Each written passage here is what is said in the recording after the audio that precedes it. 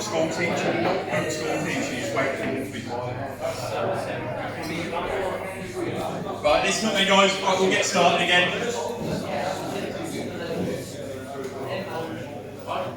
Okay, right, yeah, hopefully you've all had some drinks and everything and gone to the toilet and everything, we're ready now. Yeah, 5 awards we've got left now, so I'll go through them all individually. In terms of the season, again, I've had to whittle this down. Every single award has had a lot of players that I've sort of considered for. So it's been really difficult. I won't go into as much detail as what I've just talked about in terms of the season. It'll just be more individual stuff that I'm talking about now. So the first award that I'll start with is the most improved player.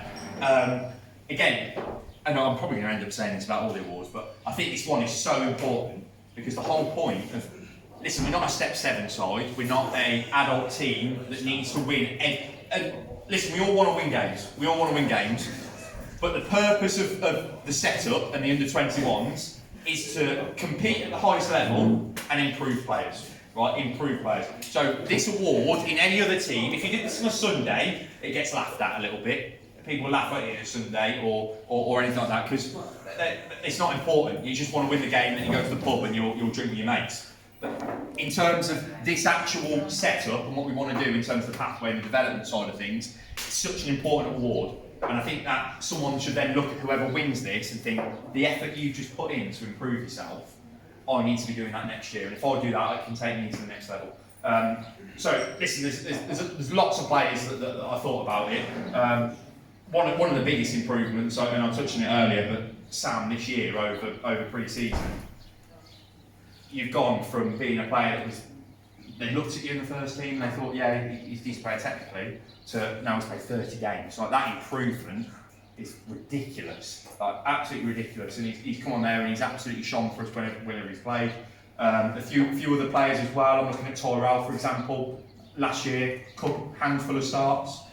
Started the season with us where he was starting near enough every single game. He's played about 20-25 games this year and contributed constantly. So again, another brilliant improvement.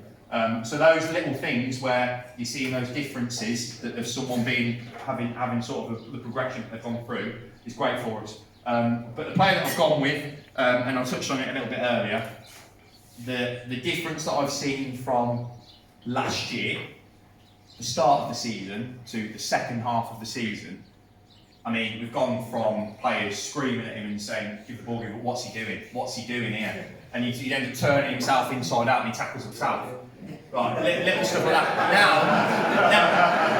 Now he's added on the other side of the game where he's scoring goals, he's getting assists, he's releasing it at the right time. And if he can keep improving at that level, there's no way even teams higher than the current version wouldn't look at that in terms of that tenacity that he's got and the ability. And he's a great fucking lad as well. Like honestly, he's golden, absolutely golden. The amount of times that I've been in the car with him, with Mark, his attitude is spot on. He'll always make sure he's there if he can be at training. And that improvement that he's done since Christmas has just been phenomenal, to be honest. So yeah, the most improved player this year is Ilvin.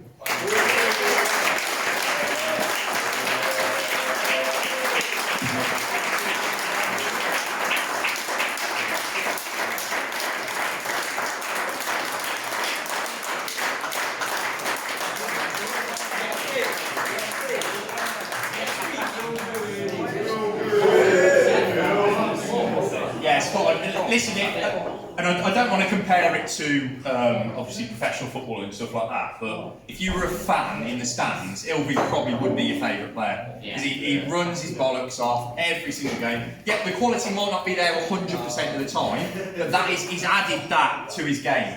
He's added that there, and he would be your favourite player if he was sat there on the stand. So.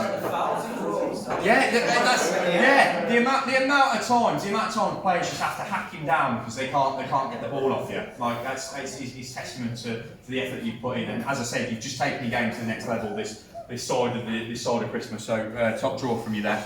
Right, next one. Young Player of the Year. So this is a big one for me in terms of next season. So those that you don't know, we've got an under-16 side at the club, and they've won the County Cup this year. They've won the MJPL Cup, and they were third in the MJPL, but they were 5 points off top with 2 games in hand. So they are the best team at under 16s. They go to nationals and stuff like that, and they've got really far. So they're coming into the development setup next year, and they'll be our under 18 side in the MJPL on a Saturday, and they'll be doing midweek Floodlit League on the pitch on a Tuesday night or a Wednesday night, whichever day they decide to do. So there's going to be lots of young players coming through. So this is going to be one that is going to be very important, integrating a lot of those players that are coming through that are playing up age groups. So the qualification for this one, you have to be young enough to play down an age group. So under 16s, for example, under 18s, not Colby, that obviously rules you out straight away. What rule does you say? He rules you out straight away. No. You forget how old you were? Right, so yeah, there's lots of different opportunities that we've given this year to a lot of the younger players.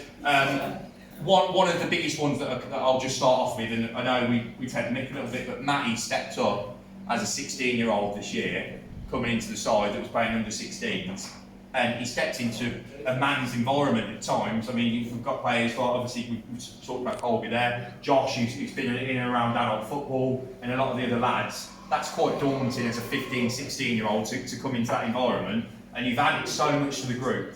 And listen, we'd all hate it if he wasn't here, let's be honest. And you'll laugh about it a little bit, but he's added so much. Through pre-season, I can remember sitting there with Mark and Pete, and we were sat there going, he can be absolutely anything he wants to be, so there's so much quality you've got there, and I think you've got a big season next year to try and implement yourself even more. And then I think it was even shown on Thursday where Wills ended up getting injured, and he got in there and he didn't put a foot wrong. Didn't put a foot wrong.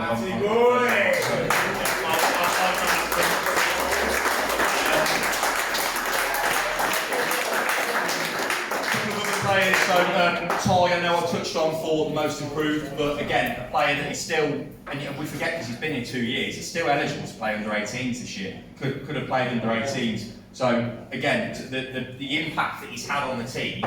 I can remember us when we were 3-0 down at Starbridge, and we ended up putting you on, and I think I turned to you, Pete, and I said, he's got to start, like, because the intensity he brought on, it put them under pressure straight away, right in the first 5 minutes. I think you took it a little bit too far at times, where you ended up getting absolutely knackered after about 30 minutes. So it's just knowing when to go and when not to go. And again, I think it's another big season for you next year to implement yourself even more. Your minutes just keep going up and up and up. So you've got to be a mainstay in the side for next season. But in terms of the winner, then I think for me there's only one winner because he's still young enough to play under 18s. The fact that he was playing Saturday Ambassador League earlier on this season, and the stats that he's ended up coming through and doing. I know I touched on the low points as well earlier on in the review, but one that I've just got reminded of that I completely forgot about was the Starport game over at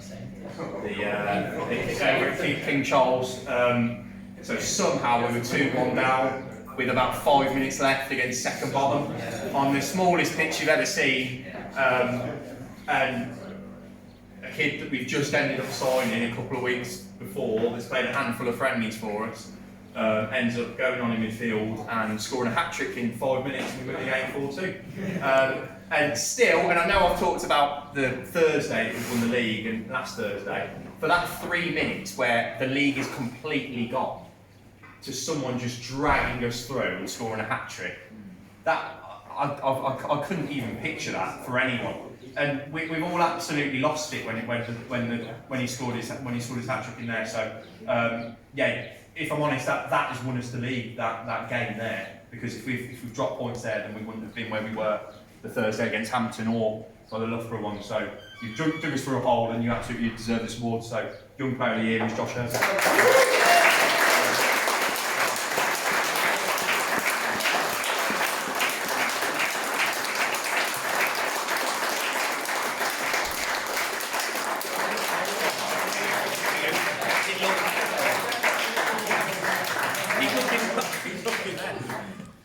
This just keeps running, right, so just ignore them. Next one. Right, so we've got 3 left.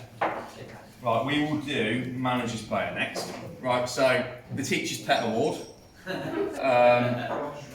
Yeah, so again, lots of players that I've considered giving this to. And it's a really difficult one. Every single year, yes, you do occasionally have your favourites in terms of the first names on the team sheet, and you know they're going to give you everything.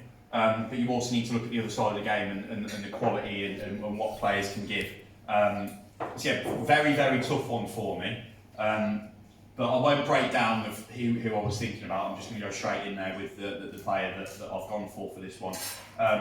So we had a very difficult decisions that we've had this year, and lots of very difficult conversations. And I like to think I've prided myself with giving everyone a reason of why they're either not in the squad, or why they're not selected for something, or why they're not starting, honestly, the amount of conversations that I have to keep that happy, but because I've done it now, I need to continue doing it, and I just think that's the right way, rather than just saying, right, this is a squad, you five aren't selected. So everyone's always got an opportunity to do it. But one of the biggest decisions that I had to have was, so we started the season, who's currently not here with us, was Ryan was our captain. He decided not to train, because he was training for the first team, but that just obviously didn't set the right example with anything that we were doing, because we need the players that were here. The captain needs to be the front foot of everything. So that decision, I had to decide who I thought was the best person for it, and there was no better person than the player that I think we ended up choosing. So without that then decision, listen, there was a bit of a domino effect that then happened after that. I think Ryan then lost a little bit of the love for it.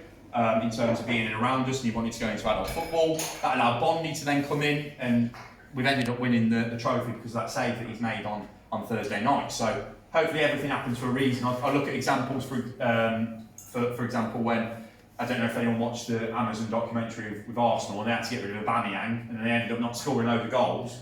Sometimes it can come back to bite you in the decisions that you make, but in the long run it looks better. So there were times where players might have been dropped and we've ended up losing the game, but it's set an example for everyone else, and I think that's contributed to everyone knowing where we stand and everyone actually respecting the decisions that we go for. And I think that one set the example for everything, because he was captain, he got dropped from captaincy, made a big deal about it, he got dropped from one of the games. I think we lost it when we played Starbridge, so we lost it 5-4, but in the long run, it helped us out because we ended up bringing in a captain that was present constantly, a real big character in the group, and not a bad footballer as well in terms of. So my manager's player of the year, absolutely love him to bits. I think he's a brilliant footballer. I think you can go. His ceiling that he's got up there is absolutely massive.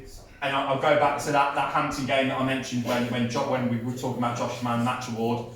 Them two in the middle have been constant for us, and they're sort of driven us through the whole season. So without them two, we wouldn't have done what we've done this year. So my manager's player of the year is Aston.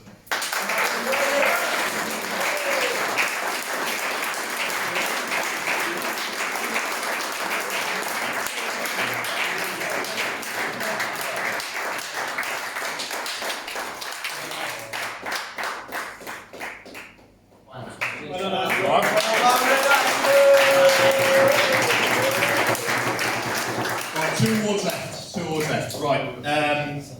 So yeah, the one that I probably would want to win the most as a player is the Players Award, because that is actually getting the respect off your peers, and having that understanding that they actually think that you're a key part of the team and you're really contributing to what we've done this year.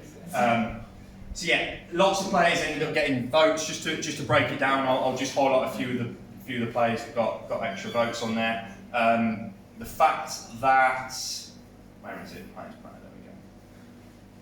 So players like Sam and Josh Herdman and Sam Herdman. So you've got 3 each.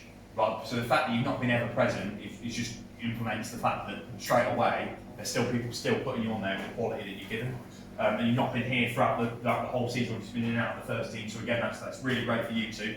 Ilvi, you've ended up getting 4, so again, really good, because that second half of the season, that's pushed you right up, because I don't think you'd have been in those votes from the start, and that showed why you've ended up winning that Most Improved award. And then Aston's ended up getting 2 as well, so that implement that you've ended up having on the first, from us as the captaincy point of view, again, that implements on that. But there was one winner by a country mile, absolute country mile. I think I ended up putting in the management chat, I might as well just call it now. when I kept on getting all the votes. I think the first 9 votes were for this guy. So with 13 votes, and again, I know I've said this before, and you're probably getting a little bit bored of hearing it.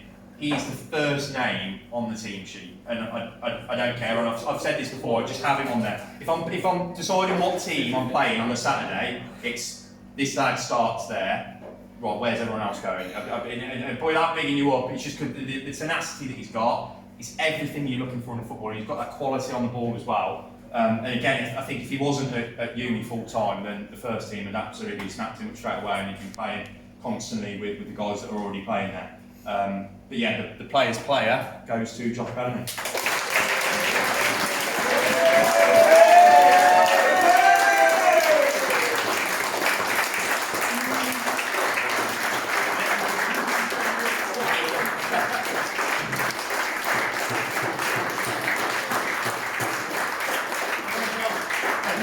Cheers to me, boys.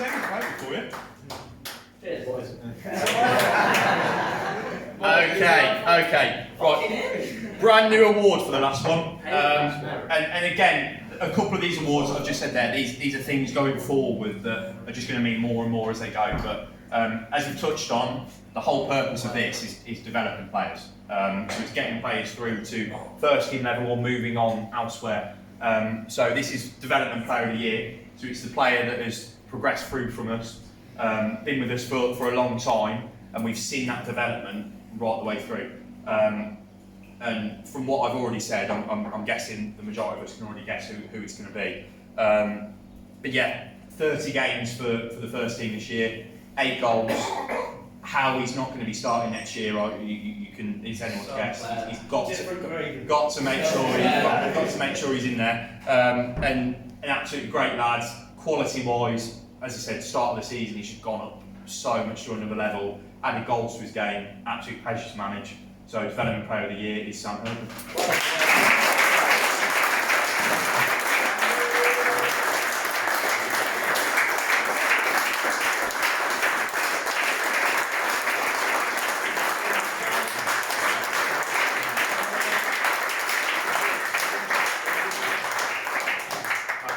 Well, yeah, that's it for the awards. Just a couple of thank yous as we go. So obviously, Si sat over there.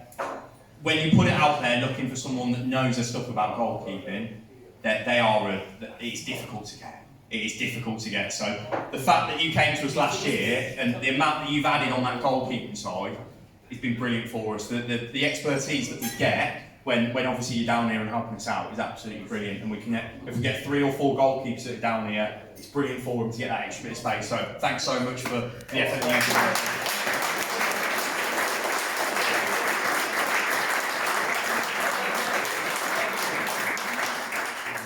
Yeah, just to bring in Dave as well. Dave, obviously you're not there as much on a Saturday, but Thursdays when we're down here at training, and the amount of times that you guys as well mess about and stuff like that, the time that it takes to set everything up. You need as many bodies as you can down here, and that support that you end up giving us, it doesn't go unnoticed. Like, I appreciate it so much, and everything that you've obviously been with us now for the last 4 years, so it's great that you're still part of it.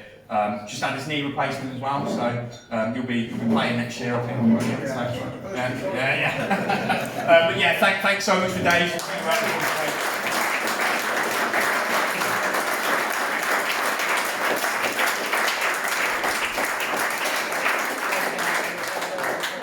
And then next one I just want to bring in, honestly I couldn't have asked for anyone better to join us this year. And I think at the start of the season, I'm always a little bit reserved in terms of who you can get. And I think I'm giving away a bit of control. I'm a bit of a control freak. I am giving away a little bit of control now, because as soon as I start trusting people, I'll allow them to do it. And I think you've had a lot of patience with me as well. But yeah, as I said, I couldn't have asked for anyone better to join us this year. Been an absolute godsend. You've helped with everything, and yeah, just been an absolute brilliant addition. Obviously brought a lot of the lads over that you had a great team at with Meadow Park as well. The highlight of the lot, and I know I spoke about you the other day, so I can remember us going away to Hereford Lads Club in pre-season without a goalkeeper. And I was on the phone all Friday trying to find someone that can just stand in goal. for that game with it being a friendly. And Peach just popped up with a guy that he knows and goes, oh, but his old man's in the, was it Dominican Republic? Antigua. He was in Antigua. So I don't think he'll pick up the phone because it's probably like 2 o'clock over there. He's phoned him, old man's picked it up. Oh, can so-and-so come over to play for us for just this game? He was like, I'll try him, I'll ring him. Yeah, he can turn up. It was Bondi. Right, Bondi turned up. Just off the bat, that was a 2 AM phone call with someone over in Antigua. And he's ended up making that save to win us the cup on Thursday. So that's got to be the best transfer of all time, hasn't it? The best late-night phone call. Like, it's not bad for an emergency signing, that, was it? So, yeah, absolute testament to him, but yeah, couldn't have done this season without him, so well done, Pete.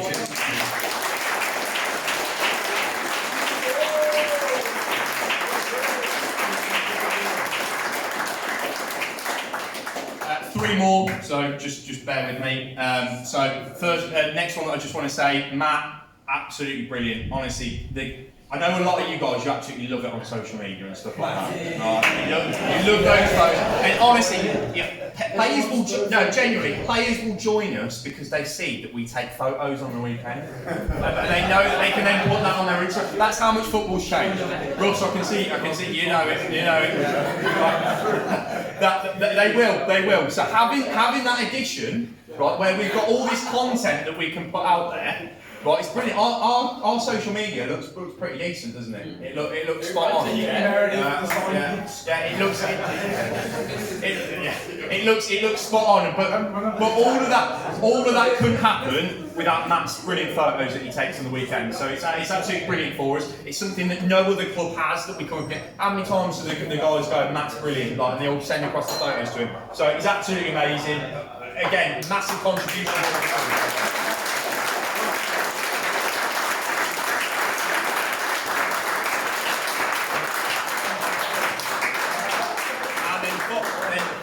Finally, just before we go on to the last one, I just want to bring in Dan as well, obviously beyond the camera right now. But yeah, Dan, you've been brilliant for us, obviously coming in and supporting. And it's nice to have that link between someone that's involved with the first team and then someone that's involved with us, because you're seeing everything, you're seeing all these players that we're talking about, and you get that information firsthand rather than it just being Chinese whispers that then someone then goes over. So again, really important part to what we're doing, and hopefully being even more involved next year with what we're doing there. So massive thank you to Dan.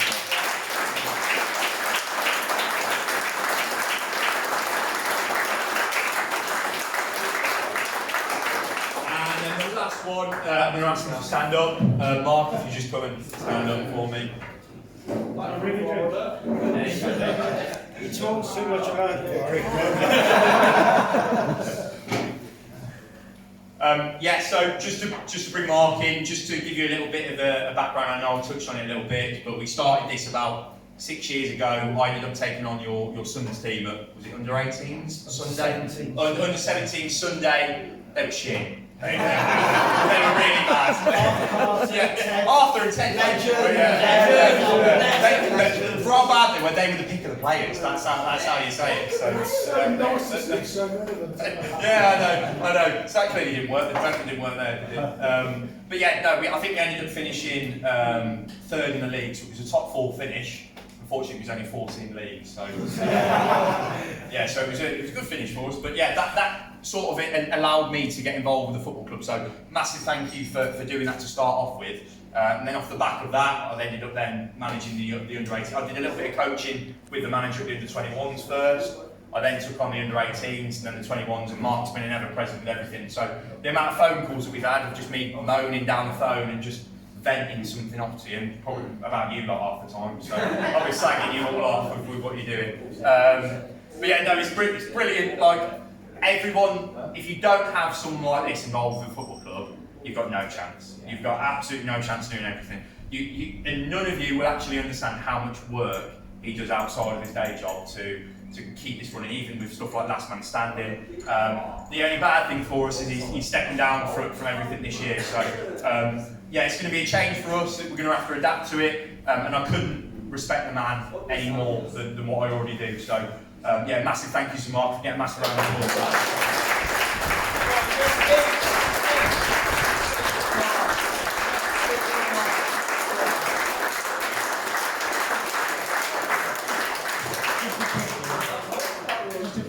Jamie, he did have a go at the first year in the 18s and it was poor, it was really poor. I heard from his mates that he wants to win everything. He just wants to win everything, but he's thinking of going to Bromyard.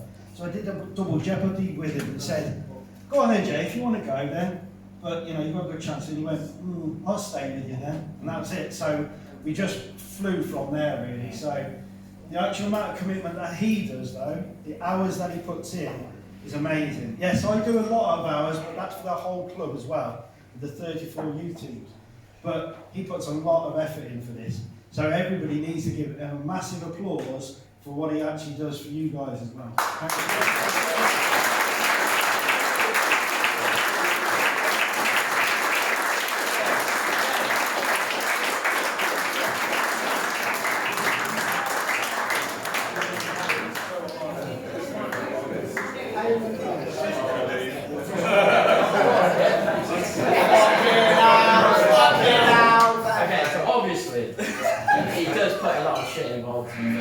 You've got to give it to him.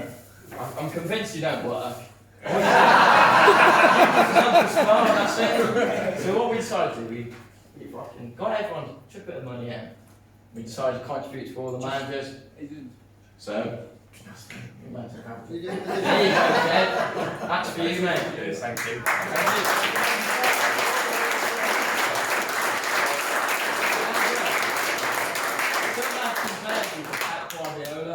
Oh, cheers. Yeah, not us. Alright, next one, I think he, as Jay was saying, he gets not enough praise for what he does. Obviously, that's Mark.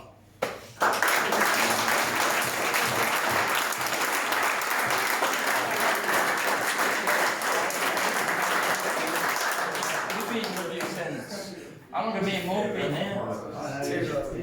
I remember the conversation we had on the field down there with Mark. Yeah, it's about 6 years old. We're getting old. So the other one, I just remember one of the first training sessions we did. I was going to Morg, why are we playing noughts and crosses? I was going to Jay as well, why are we playing noughts and crosses? And come on, Pete, you deserve this.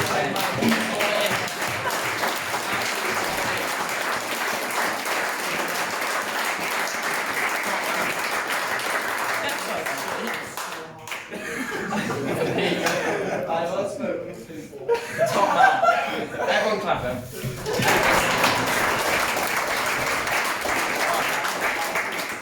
Next one, obviously as Jay was saying, Matty Ness will have used the pictures, innit? So we've got to give some credit to Matt Mason. Yeah, Matt.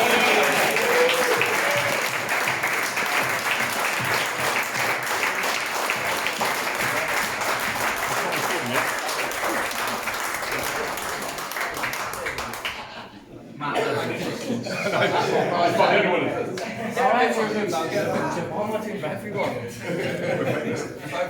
Matty, come on.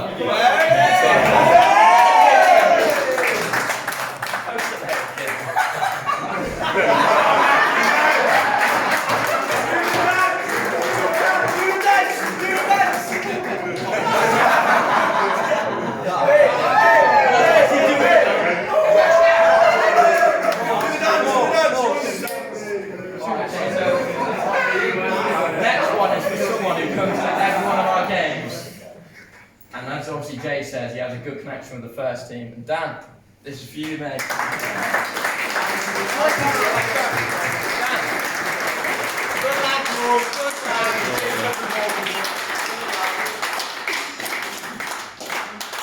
Up the spout, get a picture. Best of all and walk.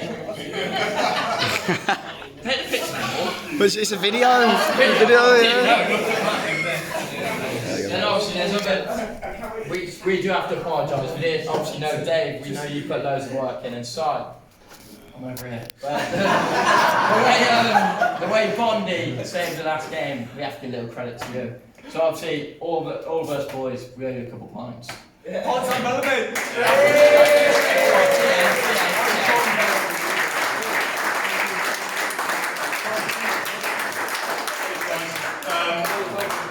Yeah, just last of all, and obviously I know you're all here as well. Just massive thank you to all the support and parents that we get coming into the games, because listen, you do get from a lot of younger age groups, and once you get to under 21s and under 18s, those conversations that you have with parents can be so difficult. So we've always, and Mark, we've always said, haven't we, we don't do dads and we don't do mums and stuff like that in terms of messing with that. That's why we're always fundraising, because if we were paying subs, you think you're entitled to a certain amount of game time, but we've got to focus on that development of progressing players through, and you guys have just obviously jumped on board with that. I don't think I've had any jip from anyone for the last 4 or 5 years that I've done it. So absolutely amazing, and you're all great people as well. You're great to have conversations with. You always say hello, and we'll have good conversations, and I'm sure we'll have many more as well going forward. So massive thanks to all of you guys turning up, because that's what makes the Saturday so enjoyable as well. So you're a big contributor towards it. Thank you.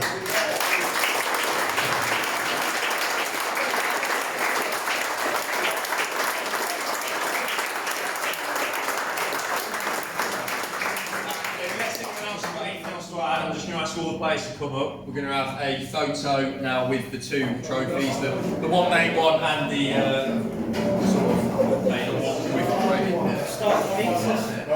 And then pizzas are really straight after, so we can grab some food.